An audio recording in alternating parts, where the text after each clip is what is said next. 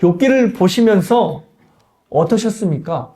아마 여러분 대부분이 상당히 좀 어렵다라는 느낌을 받으셨을 것 같은데요. 우선 욥기에 나오는 주로의 그 내용이 주로 대화잖아요. 근데 그 대화가 우리가 나누는 일상적인 대화가 아니라 마치 시를 서로 주고받는 것처럼 그 내용이 되어 있습니다. 그러니까 대화 속에 굉장히 상징도 많고 은유도 많습니다. 우리가 읽지 않았지만 이 욥기 7장의 첫 부분에 보면 욥이 자신의 힘든 삶을 한탄하면서 이렇게 비유를 합니다. 마치 이제 품꾼이 힘들게 노동을 마치고 이제 주인이 줄 품삯을 기다리는 그러한 아주 힘든 모습으로 이제 자신을 그렇게 비유하는 것입니다. 우리 같으면 힘들고 어려우면 아이고 힘들어 죽겠다 이렇게 말을 하지 내 인생이 저녁에 품삯을 기다리는 이 노동자와 같구나 뭐 이렇게 말은 하진 않잖아요. 근데 욥은 지금 이제 그렇게 자신을 표현하고 있습니다. 그러니까 마치 욥이 하는 모든 말 그리고 친구들이 하는 모든 말이 다 시처럼 느껴지는 거죠. 그래서 학자들은 이 욥기를 운문문학, 즉 산문이 아니라 운문으로 쓰여진 문학으로 분류를 합니다. 그러니 여러분이 이게 이 욥기를 읽으실 때는 역사서처럼 그렇게 막 빨리빨리 읽지를 못하지요. 시를 읽을 때 소설처럼 그렇게 빨리 읽지를 않으시잖아요. 그 내용이 무엇인지, 그 단어의 의미가 무엇인지를 곱씹어서 여러분이 시를 천천히 읽으시듯이 이 욥기를 읽으실 때도 마치 시를 읽으시는 것처럼 그 의미가 무엇인지를 곱씹어서 읽으셔야 하기 때문에 아마 책장이 잘 안 넘어갔을 것이라 생각합니다. 또 욥기가 이렇게 읽기 힘든 이유가 또 하나 있는데요. 그것은 형식뿐만 아니라 내용적으로도 납득이 안 가는 내용들이 많다는 것입니다. 우선 욥기의 시작이 굉장히 좀 특별합니다. 그러니까 하나님이 주관하시고 천사와 사탄까지도 참석한 천상의 회의로 욥기가 시작을 하고 있다는 거죠. 이 말은 욥기를 쓴 이 욥기의 기자가 천상의 회의를 지금 보고서 그거를 썼다고 하니까 굉장히 상황이 일반적이지 않은 거지요. 그러니까 천상의 회의에서부터 욥기가 시작된다? 이게 말이 되나? 라고 하는 생각이 드는 겁니다. 그리고 욥이 당하는 고난도 일반적으로 보이지 않기는 마찬가지입니다. 엄청난 거부였던 욥이 하루아침에 나락으로 떨어지는 모습을 보면 너무나 비현실적인데? 라고 이제 느껴지는 것입니다. 게다가 10 자녀를 잃은 욥이 주신 이도 여호와시요 거두시는 이도 여호와시다라고 하면서 하나님을 예배하다가 자신의 몸의 건강을 잃게 되자 거친 말들을 하나님께 막 쏟아내는 모습을 보면 욥이 정말 하나님이 자랑하실 만한 사람인가? 라고 하는 생각도 드는 거죠. 그러니까 욥이 형식적으로도 그렇고 내용적으로도 그렇고 일반적이지 않다 보니 욥을 가상의 인물이 아니냐라고 생각하는 사람들도 이제 적지 않다는 겁니다. 그러니까 욥기를 읽을 때 욥이 실존하는 인물이냐 아니냐 이게 중요한 게 아니고 욥기가 주는 메시지가 중요하다라고 하면서 욥을 아예 가상의 인물로 빼놓는 것입니다. 자, 그런데 중요한 거는 그러니까 다른 성경이 욥을 실존 인물로 말을 하고 있다는 겁니다. 에스겔 먼저 14장을 보시면 14장에 이제 이런 말씀이 있습니다. 하나님의 심판 때에 자신의 믿음으로 구원을 받은 세 사람을 이제 하나님께서 에스겔 선지자를 통해서 언급을 하는데요. 이제 노아, 다니엘 그리고 욥을 이제 하나님께서 말씀을 하십니다. 그러니까 이 세 사람이 고난 중에서도 하나님만을 바라보면서 살았다. 그래서 그들이 살아온 시대에 믿음의 사람이 될 수 있었다라고 이제 하나님께서 말씀을 하시는 건데, 만일 욥이 가상인물이라면 저렇게 에스겔 선지자를 통해서 너희들이 욥을 본받아라라고 하는 말씀을 하나님이 하지 않으셨겠죠. 또 신약에 보면 야고보서에서도 욥을 언급합니다. 그래서 욥의 인내를 너희들이 본받아라라고 이제 말씀을 하는데, 욥이 가상인물이라면 욥의 인내는 말 그대로 가짜가 되는 거죠. 그러니 야고보서에서 욥의 인내를 본받아라라고 하는 자체가 성립이 안 되는 겁니다. 그러니 성경은 이 욥의 예를 들면서 이를 본받아야 될 사람으로, 즉 실존했던 인물로 여기는 것입니다. 그래서 여러분이 욥기를 읽으셨을 때 충분히 그러하셨겠지만 욥은 실존했던 인물임을 확실히 믿고, 그렇다면 욥을 통하여 우리에게 주고 싶으신 메시지가 무엇인지를 살피시고 또 삶에 적용해야 할 것입니다. 욥의 메시지를 여러분이 딱 파악하기 위해서는 가장 중요한 키워드를 아셔야 되는데, 그것이 바로 욥의 고난입니다. 그러니까 욥기는 뭐 욥의 고난으로 가득 차 있죠. 그런데 욥의 고난이 어떻게 하다가 이렇게 시작되었는가를 잘 봐야 합니다. 1장에서 보시면 욥은 그야말로 완벽한 사람이었습니다. 하나님께서 욥을 자랑까지 하시는데요. 어떻게 자랑하시냐면 온전하고 정직하여 하나님을 경외하고 악에서 떠난 사람이라고 하나님이 자랑을 하십니다. 여기서 온전하고 정직하다라고 하는 말은 욥이 윤리적으로 바른 삶을 살았다는 것을 의미하고요. 또 하나님을 경외하고 악에서 떠났다라고 하는 이 말은 신앙적으로도 영적으로도 욥이 흠잡을 데 없는 사람인 것을 의미합니다. 그리고 욥은 재력적으로도 완벽했습니다. 당시 고대 근동에서 한 개인이 이렇게 소유할 수 있는 가축들은 대부분 그 수가 300마리가 넘지 않았다고 합니다. 그런데 욥은 훨씬 그 수를 상회하지요. 그래서 그 가축들을 오늘날 시가로 치자면 대략 한 110억 정도가 된다고 합니다. 그러니까 뭐 훨씬 상상을 초월하는 이제 거부인 거죠. 그리고 그의 가정도 7 아들의 딸 3을 둔 다복한 집안이었습니다. 보통 가지 많은 나무에 바람 잘 날 없다라고 해서 이 자녀들이 많으면 문제를 일으킬 텐데, 이 성경을 보니까 이 자녀들이 서로 모여서 파티를 할 만큼 굉장히 돈독한 사이였습니다. 그리고 또 욥은 자녀들이 잔치를 할 때 혹시 또 뭐 타락하고 범죄하였을까봐 각 자녀들을 위하여 제사까지 드리는 모습을 보면 욥은 자녀들의 신앙적 교육에도 많은 관심이 있었던 사람인 것을 알 수가 있습니다. 그래서 종합해 보면 욥은 사회적으로, 신앙적으로, 그리고 가정적으로 정말 완벽한 사람이었습니다. 그런데 그렇게 하나님의 복을 누리던 사람이 하루아침에 몰락하게 된 것입니다. 모든 것을 다 잃게 된 것이죠.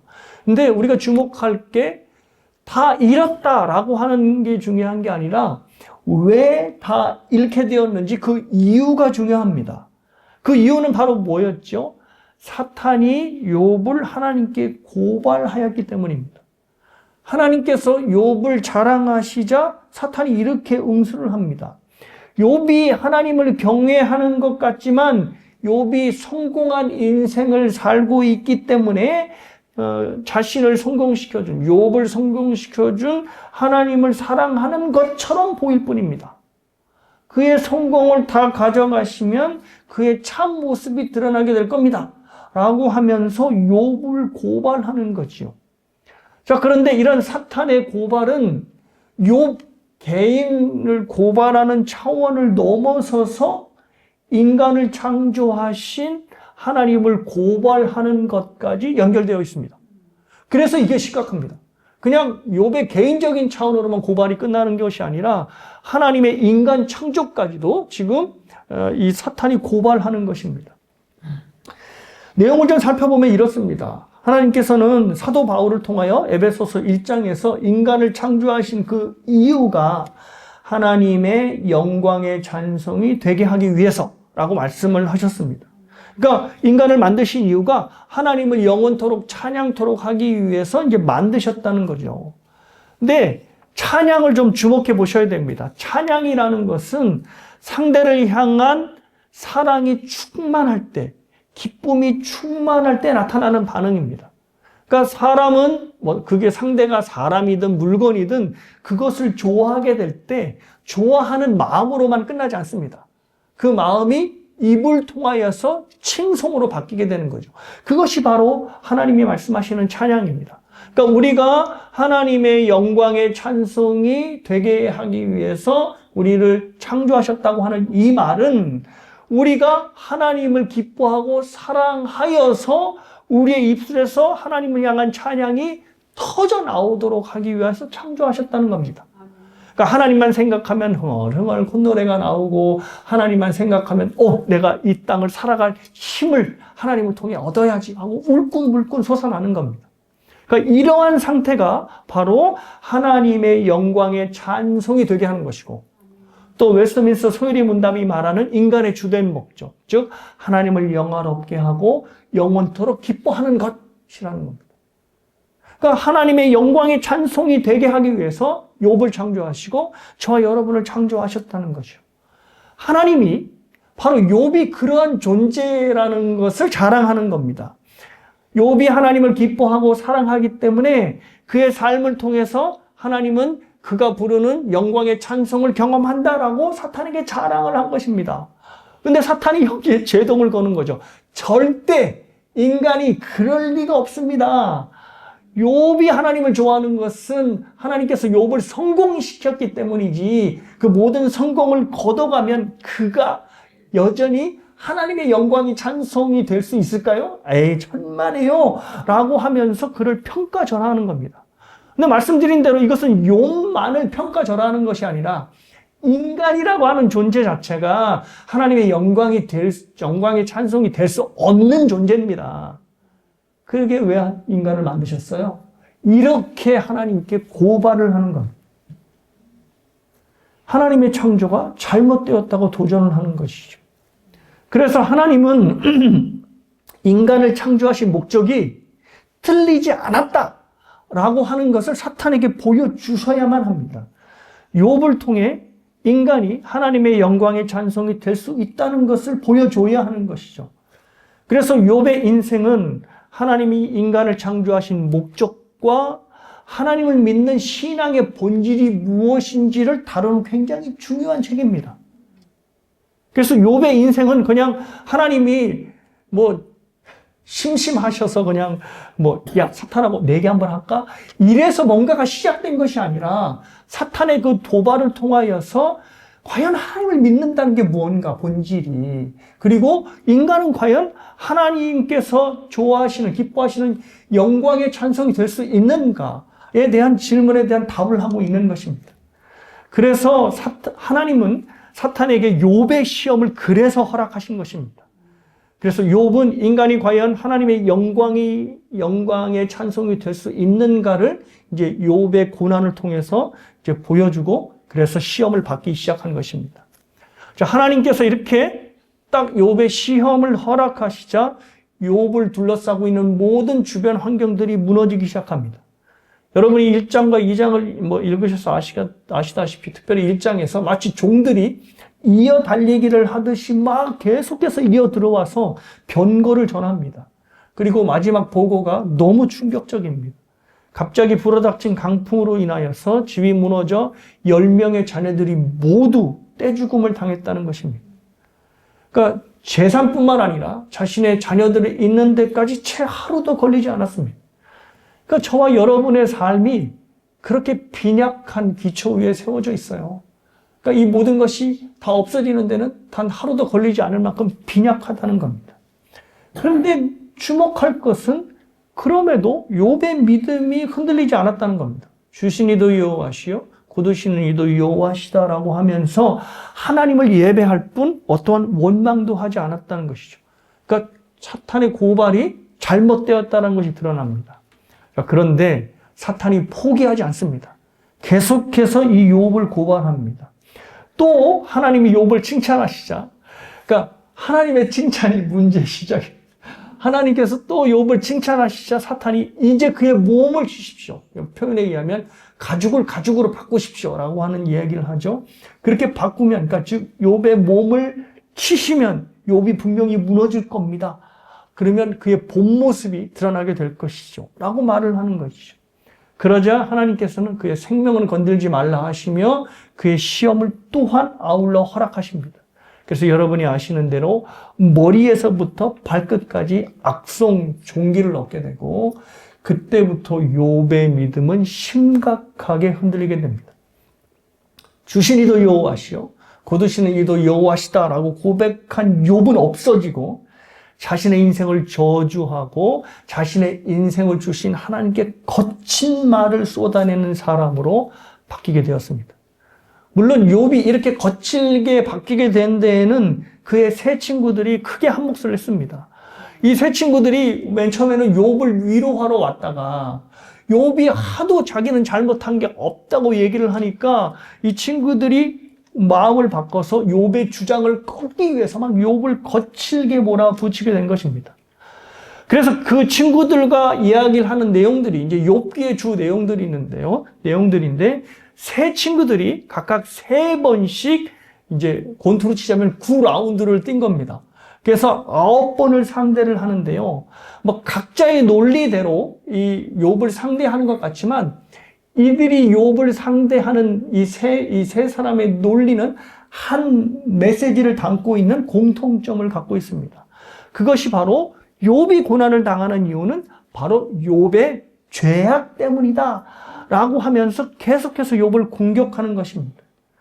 그들이 이해하는 하나님은 뿌린 대로 거두게 하시는 하나님이기 때문에, 즉 인과 응보의 원리로 세상을 다스리는 하나님이기 때문에 욥의 고난을 분명한 욥의 죄악의 원인으로 본 것입니다. 엘리바스의 말을 한번 처음으로 들어볼까요? 4장 7절에서 9절 말씀인데요. 이게 인과응보구나라고 이해를 하실 겁니다. 제가 읽어드리면 화면을 보십시오. 생각하여 보라, 죄 없이 망한 자가 누구인가? 정직한 자의 끊어짐이 어디 있는가? 내가 보건대 악을 밭갈고 독을 뿌리는 자는 그대로 거두나니 다 하나님의 입 기운에 멸망하고 그의 콧김에 사라지느니라. 엘리바스의 말에서 알 수 있듯이 하나님은 반드시 죄가를 치르게 하시는 분입니다. 그래서 지금 욥이 당하는 거라는 다른 데서 온 게 아니라 욥의 너의 죄 때문에 오는 것이야 라는 것을 강조하는 것이죠.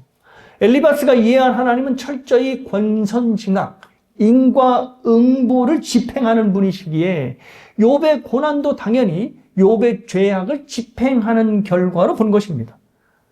물론 엘리바스의 말이 전혀 틀린 말은 아닙니다. 왜냐하면 하나님께서는 공의로 다스리시는 분이시기 때문에 죄에 대한 대가를 반드시 지불케 하십니다. 그런데 하나님께서 전부 이 세상을 예외 없이 인과응보로 다스리시냐? 그렇지는 않는다는 것이죠. 때로는 이유 없는 고난을 통해서 하나님의 뜻을 이뤄가기도 하시기 때문입니다. 성경에 그 이야기들이 아주 대표적인 인물들이 많이 나와 있죠. 그런데 가장 대표적인 인물이 바로 야곱의 아들인 요셉이라고 볼 수 있겠습니다. 여러분이 알다시피 요셉은 자기 죄 때문에 애굽의 노예로 팔려가고 감옥에 갇히고 그런 파란만장을 산 것이 아니지 않습니까? 형제들이 욥을 미워해서 팔려간 겁니다. 그리고 형제들이 그렇게 욥을 미워하게 된 것은 욥이 뭔가를 잘못했기 때문이 아니라 그 아버지 야곱의 편애 때문이었습니다. 그러니 욥은 직접적인 죄악이 없었던 거죠. 그럼에도 불구하고 굉장히 고난이 가득한 삶을 사는 것입니다.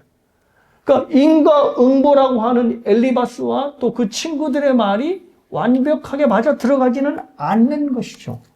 마찬가지로 욥을 봐도 욥은 온전하고 정직하여 악에서 떠난 자라고 하나님이 자랑하실 정도였으니 욥이 자신의 죄로 인하여 고난을 받는다라고 하는 것은 이 엘리바스의 말에 성립이 되지 않는 것입니다. 그래서 욥이 이 세 친구들의 계속해서 몰아붙임에도 불구하고 끝까지 지지 않고 끝까지 논쟁하면서 펼쳤던 것입니다.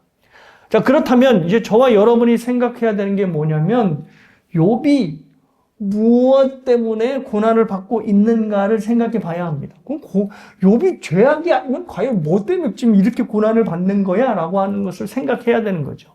자, 그것은 무엇인가 하면 욥이 왜 고난을 받는가? 바로 하나님의 지대한 관심과 사랑 때문입니다. 앞에서 언급한 바와 같이 우리는 욥이 왜 고난을 받게 되었는지를 알고 있습니다. 왜냐하면 하나님께서 욥을 너무 사랑한 아버지 사탄에게 욥을 자랑하셨기 때문입니다. 그리고 그 자랑이 사탄의 고발로 이어졌고 하나님은 욥의 시험을 허락하신 것입니다. 만약에 하나님이 욥에 대한 관심이 없으셨고 무관심했더라면 욥을 자랑하지 않으셨겠죠. 그러면 사탄이 욥을 고발하지도 않았을 겁니다. 그런데 하나님이 욥에 대해 지대한 관심을 가지시고 욥을 사탄에게 자랑하셨습니다. 그것은 욥에게 대하여 지대한 관심이 있으셨다는 겁니다. 그러니 사탄에게 욥을 자랑하는 거죠. 그래서 결국 욥에 대한 욥이 고난을 받는 것은 욥에 대한 하나님의 지극한 관심 때문에 고난을 받게 된 것이다라고 하는 것입니다. 그리고 그것을 욥도 알고 있었습니다. 그래서 그것이 언제 드러나냐면 하나님의 관심 때문에 자신이 고난 당하는 것을 11절과 14절에서 이야기를 합니다. 읽어드릴게요. 그런즉 내가 내 입을 금하지 아니하고 내 영혼의 아픔 때문에 말하며 내 마음의 괴로움 때문에 불평하리이다. 내가 바다니이까 바다 괴물이니이까 주께서 어찌하여 나를 지키시나이까.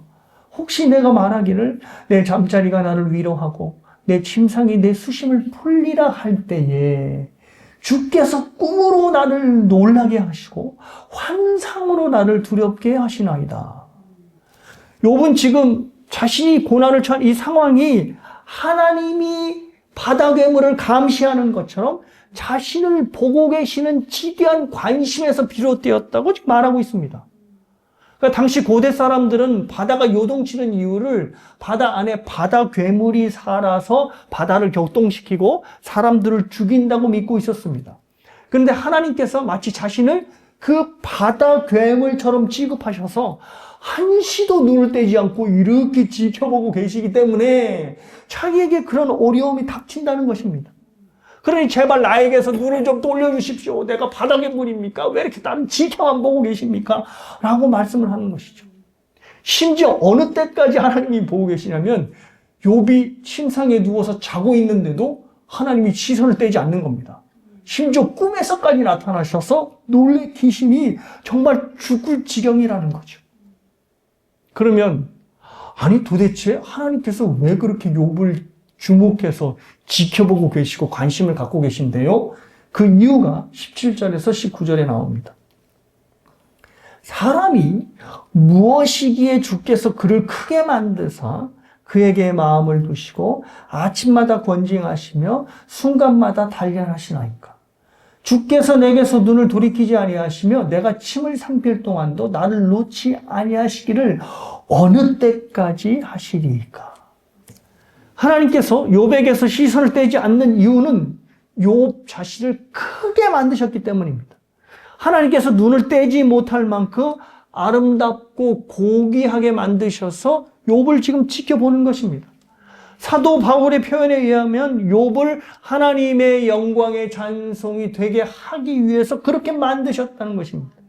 그러니 하나님이 욥을 늘 마음에 두시고 하나님의 찬양이 되도록 아침마다 권징하시고 순간마다 단련하시는 겁니다. 심지어 자신의 침이 꼴깍 넘어가는 그 짧은 순간에도 자신을 내버려 두지 않으신다는 겁니다.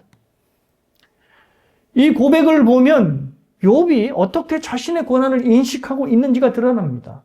욥은 하나님께서 자신에게 눈을 떼지 않고 주목하시는 이유가 바로 자신을 온전한 사람으로 만들기 위해서임을 말씀을 합니다. 그러니 자신이 당하는 고난은 자신의 죄값을 치르는 과정이 아니라 하나님께서 자신을 마음에 두시고 권징하시고 단련하는 과정의 결과로 받고 있다는 것을 고백하는 거지. 그러니까 자신이 죄 때문에 지금 이렇게 힘들고 있다는 것이 아니라는 것을 알고 있는 거죠. 그리고 욥은 후반부에 이와 비슷한 말씀을 합니다. 여러분이 잘 아는 말씀입니다. 그러나 내가 가는 길을 그가 아시나니 그가 나를 단련한 후에는 내가 순금같이 되어 나오리라. 그러니까 자신이 되어 순금같이 이 담에 나오게 된다는 것은 지금 자신이 순금이다 아니다? 아니라는 거죠. 그래서 후에 순금으로 나온다는 것은 자신에게 있어서 여전히 하나님께서 정죄할 부분이 있다는 겁니다.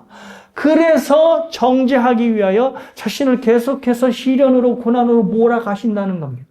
그리고 결국 고난을 통하여 자신은 정금같이 나오게 되실 거라 선언을 하는 겁니다.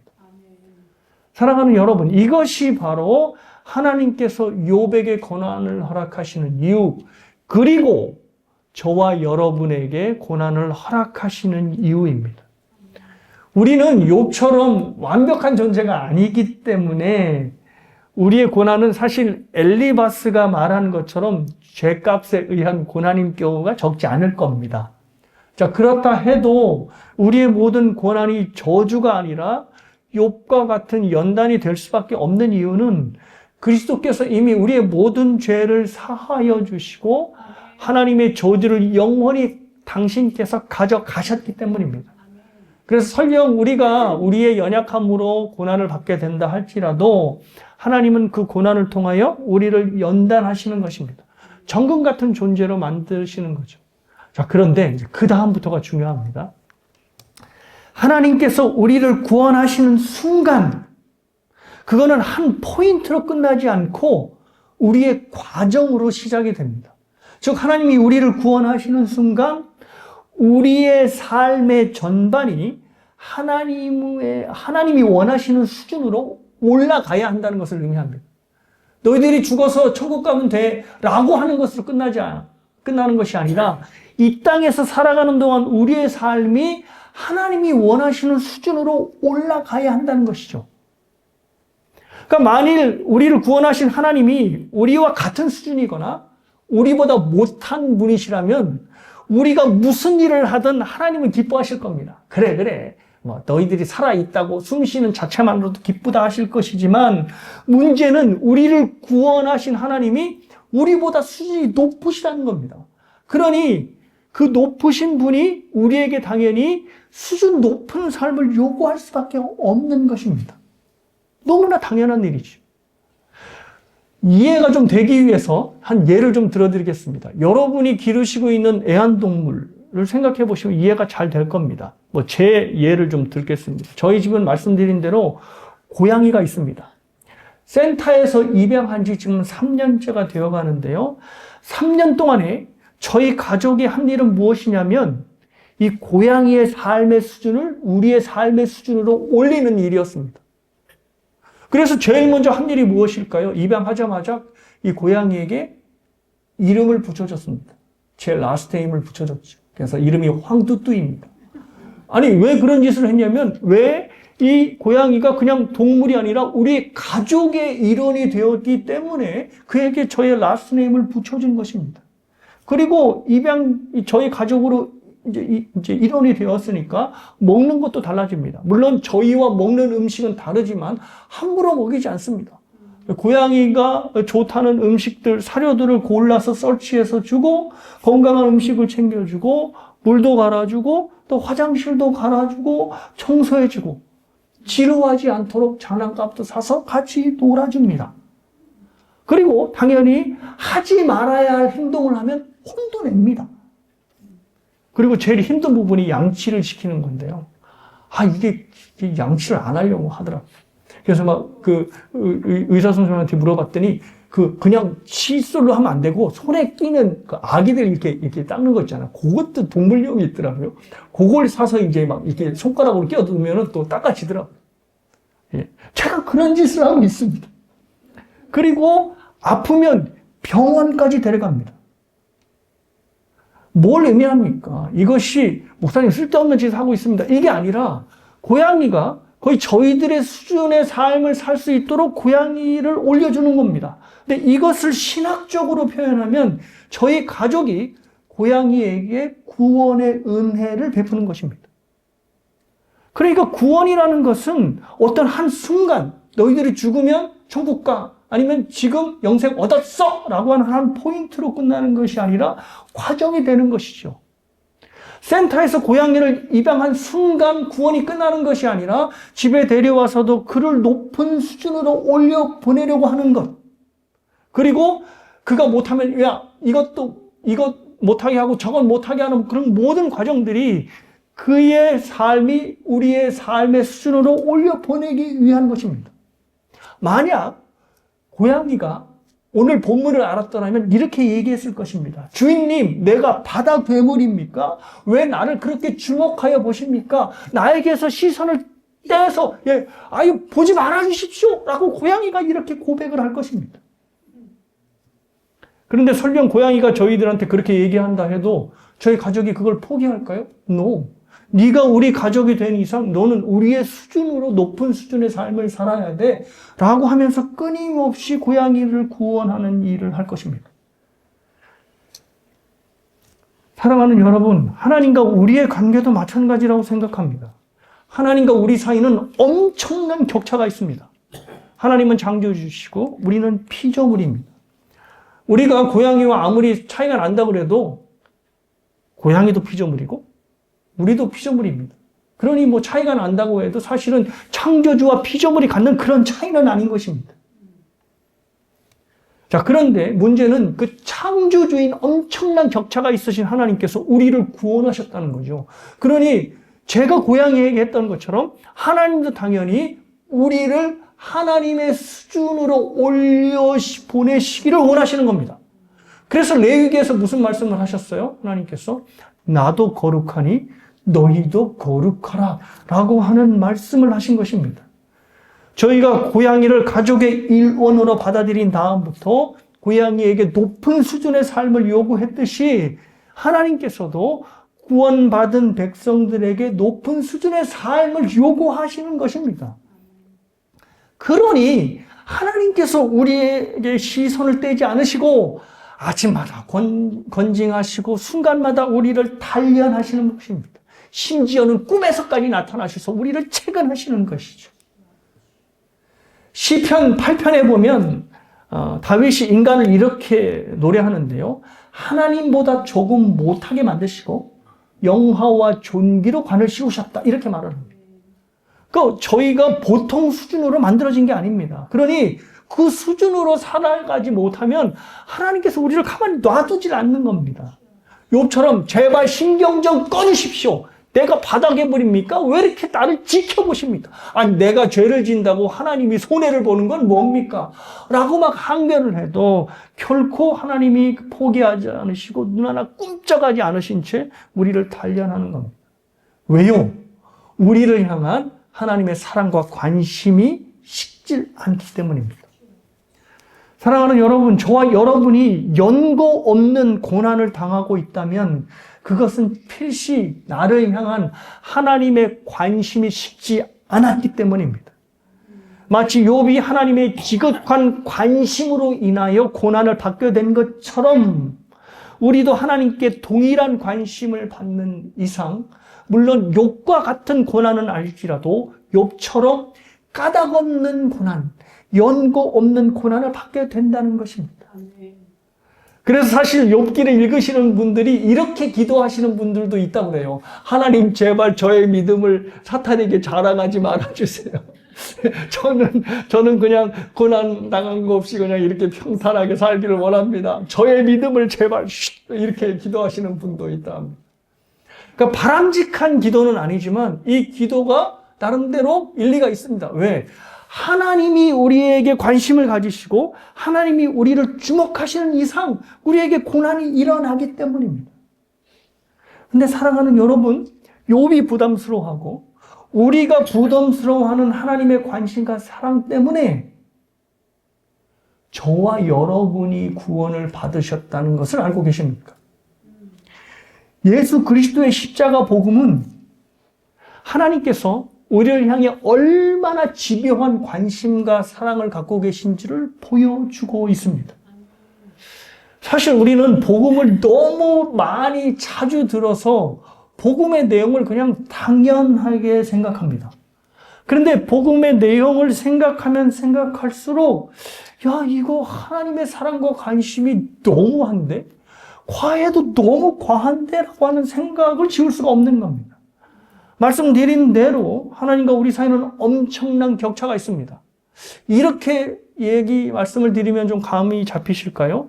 오늘 본문에서, 오늘 본문뿐만 아니라 이 욥기에서는 구더기가 나옵니다. 물론 이 욥의 몸에 구더기가 있는 것도 나오지만 또 욥의 친구가 인간의 인생이 구더기와 같다라고 하는 구더기라고 하는 표현을 쓰는데요. 구더기로 한번 예를 들어보겠습니다.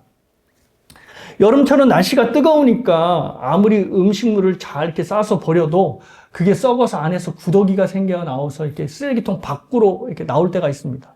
그러면 쓰레기통 밖으로 이제 구더기가 꼬물꼬물 나오면 그 뜨거운 바닥에 떨어지는 거죠. 그런데 어느 날 제가 그 구더기를 보고, 아이고, 이 구더기들이 바닥에 그냥 있으면 다 말라 죽을 텐데, 어이, 불쌍해. 라고 하면서 일일이 핀셋을 들고 그 구더기를 잔디밭으로 옮겨주고 있다고 생각해 보십시오. 그러면 여러분들이, 어머, 우리 목사님 너무 섬세하셔라.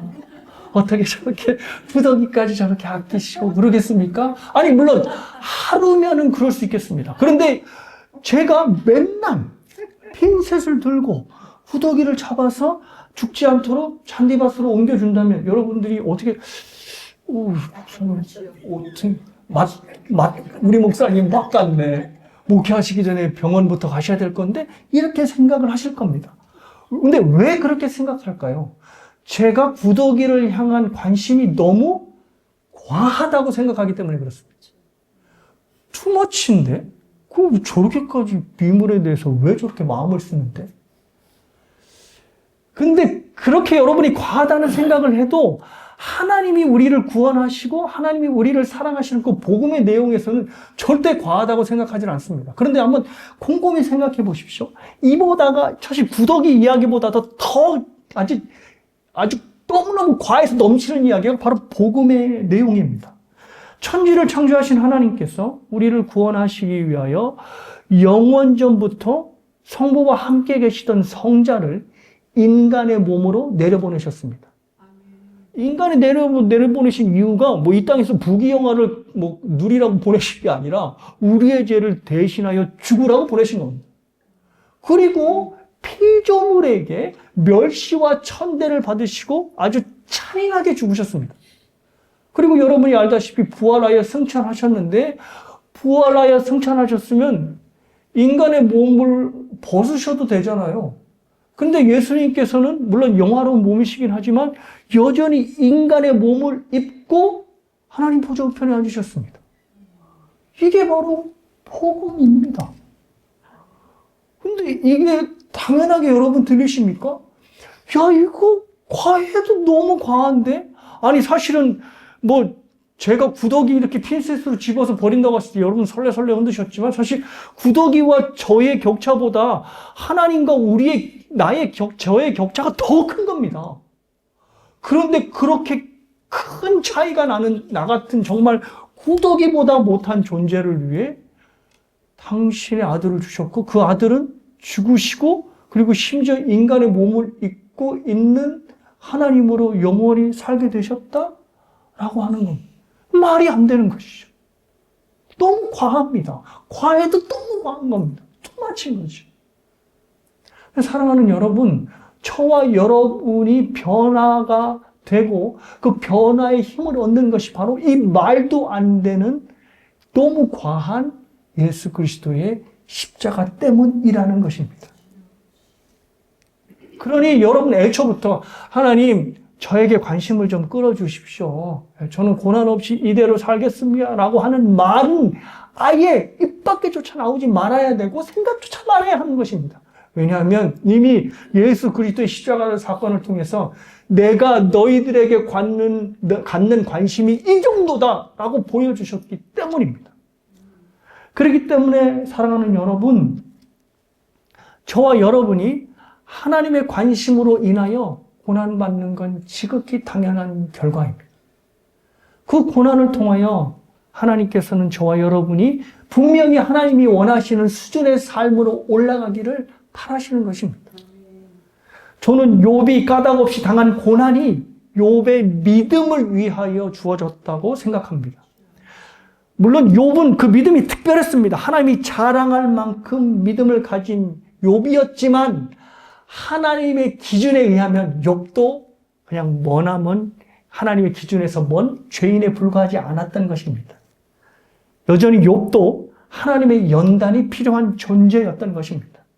그래서 하나님은 자신을 이기고 싶어 하는 사탄의 욕망을 이용하셔서 욥을 연단한 것뿐입니다. 2장 3절에 보시면 좀 이해 안 가는 말씀이 하나 나오는데요. 그게 뭐냐면 하나님께서 사탄에게 이렇게 말씀하십니다. 야, 네가 나를 충동하여서 까닭 없이 내가 욥을 시험하겠다, 욥을 치게 하였다라는 말씀을 합니다. 그러니까 이 말씀이 액면 그대로 읽으면 이거 완전히 하나님께서 사탄에게 말려 들은 것 같이 보이는데? 라는 거죠. 아니, 왜 하나님이 사탄에게 말렸어? 그래서 까닭 없이 충동하여서 욥을 치게 했어? 라고 보지만 사실 정반대입니다. 욥을 더 높은 수준으로 연단하려는 하나님의 모략에 이 사탄이 말려 들어간 것입니다. 그래서 사탄의 시험으로 욥은 하나님에 대하여 귀로 들어왔지만 이제는 하나님을 보는 사람으로 수준이 확 높아지게 된 것입니다. 사랑하는 여러분, 하나님도 분명히 고난을 통해 저와 여러분을 연단할 것입니다. 지금보다 더 나은 수준의 사람으로, 그리고 최종적으로는 하나님이 원하시는 거룩의 자리로 저와 여러분을 연단하실 것입니다. 그 연단의 도구가 여러분의 자녀일 수도 있고, 남편일 수도 있고, 아니면 내 주변의 어떤 사람일 수도 있고, 아니면 지독한 나의 상황일 수도 있습니다. 근데 동일한 건 무엇이냐면 그 모든 것을 하나님께서 연단의 도구로 사용하신다는 것입니다. 그래서 사랑하는 여러분, 부탁드리기로는 하나님께서 우리에게 주시는 연단의 과정을 잘 감당하셨으면 좋겠습니다. 그래서 우리도 욥처럼 나를 단련하신 후에는 내가 정금같이 나오리라 라고 하는 고백이 저와 여러분의 고백이 되기를 주님의 이름으로 축복합니다.